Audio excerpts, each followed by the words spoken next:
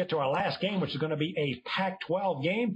If you want to get free text plays every day sent right to your cell phone from Jim Feist, just go to jimfeist.com, top right-hand corner. You can sign up for free. You'll be texting WINNER, W-I-N-N-E-R, to 313131.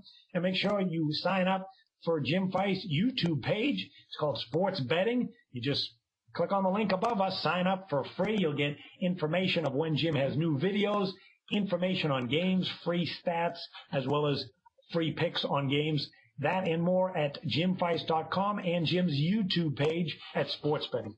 All right, Jeff, we have a late game on Saturday in the Pac-12 out west. Oregon State is at USC. Trojans open a 10-point favorite at home. Now they're up to 11. You got an undefeated Oregon State team at 3-0 and a 2-1 USC.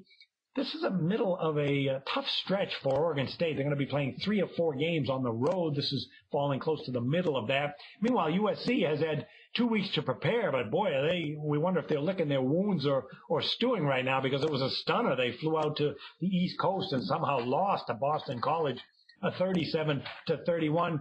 I'll start with this Oregon State offense. 8 starters back on offense, 7 on D. Well, what's a little different, they are potent, but they were all passing and no running last year, averaging 34.8 points per game. It's like they made a little bit of a philosophical shift, as they're averaging a little bit under that 31.7 points, just over 301 yards passing. But it's the ground game that has significantly improved to 145.7 yards per game. They got a couple of guys in Ward and Woods who are actually running very well, averaging over 5.2 yards per carry, each of them.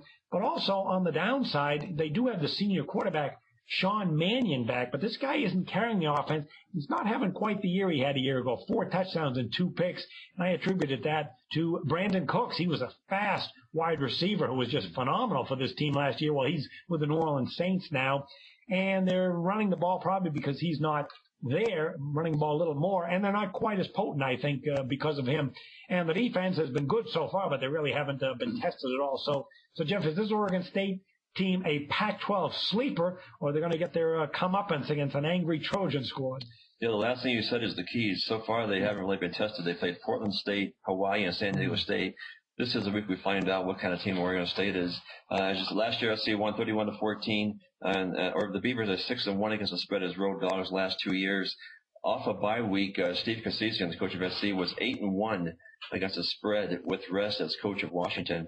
Oregon State quarterback Sean Mannion became Oregon State's all-time leader in passing yards this week in the win on Saturday last year versus the Trojans. He was only 26 of 45 with 3 interceptions. This year, the Beavers are averaging 4.0 yards per carry, but they're allowing 4.2. And as you said, those running backs, Terron Ward and Storm Woods, combined for 435 yards in 3 games. That SC loss at Boston College wasn't a total shock. I mean, it was not surprising at all that they didn't cover, but the fact that they lost was very surprising. But then again, they were coming off that big win against Stanford, then going 3,000 miles to play a non-conference game. So it wasn't totally a shock when you lose a game like that. But we'll see what happens this week. What's very unusual is that Boston College ran up 452 yards on the ground. That's the concern for SC, because that's very unlike an SC defense. Quarterback Cody Kessler was 31 of 41 for 317 yards in that game with 4 TDs, but he was sacked 5 times. So those are the 2 things they have to improve on, fewer sacks and better run defense. But this is not a game I'll be betting on. It's 10.5 to 11 points is about right for me, but I'll lean toward SC in this game, Jack. Okay, if you like to play trends, keep in mind that Oregon State is 9-4 over the total in Pac-12 play. They've been pretty good on the road, 4-1 against the spread last 5 road games, also 6-2 over the total on the road. But I will take a stand with USC here, because I like Steve Sarkisian, who came in. He's got a no-huddle, up-tempo offense.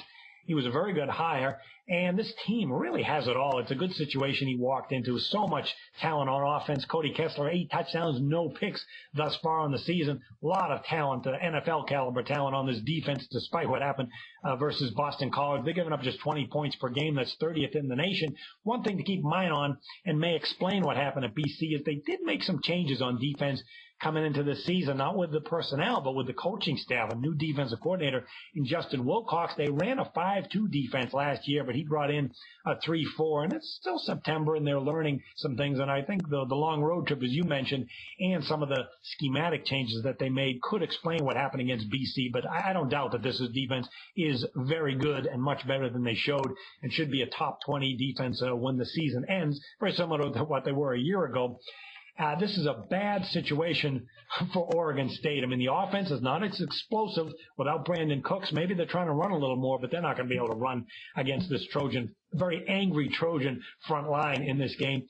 And this USC offense, they're going to be facing a Oregon State defense that really folded down the stretch last year, ended up giving up 31 points per game. And that's where they stood when they met last year. USC was a 5.5-point favorite at Oregon State, and they won the game easily, 31-14. The yardage edge was significant, 489 to 369. And how about the rushing edge? 242 yards rushing for USC, only 92 for the Beavers, and that resulted in a time of possession of 36-24. Sean Mannion was great with 277 yards, although he did throw 3 interceptions, and he was a guy who didn't throw many picks last year, but he did against this very talented USC Trojan defense. I see kind of a carbon copy. I wouldn't be surprised if this is a 31-14 final again. USC, after a bye week, 14-6 against the spread. They're 5-1 against the spread at home.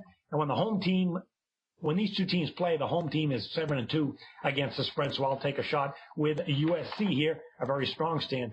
All right, let's tell you what we have going on this weekend. Jeff Zod of LVSS, Las Vegas Sports Services. Boy, the numbers are just sizzling. 88-65 college football run and a 101-66 baseball run. You have those during the week. You had your first game of the year in college football last Saturday in the Sun Belt game of the year, and that turned out exactly the way you wanted. And this week we're going to do it again. I'm running with another 3-game college football package, including another conference game of the year. All 3 games is $39 plus every day of the week. Don't make sure you check out JimFeist.com. Go to LVSS, and you get winners throughout the week. That's right, and Jim Feist off a winning Saturday and Sunday, and it all started last Thursday when he was a perfect 3-0 in both college and the NFL. Jim is 3-1 with college football games of the month, 1-0, just like Jeff, with his college football games of the year. That was his Avenger game of the year last Saturday on Memphis, 36-17 rout, and he had a winning Sunday. He's got his Thursday night NFL game of the month between the Giants and the Redskins. You can find that play along with a college football early release. It's actually a 3-pack, 3 games. Those plays and more available at JimFeist.com. We will see you next week with another edition of the college football version of Proline. Good luck, everybody.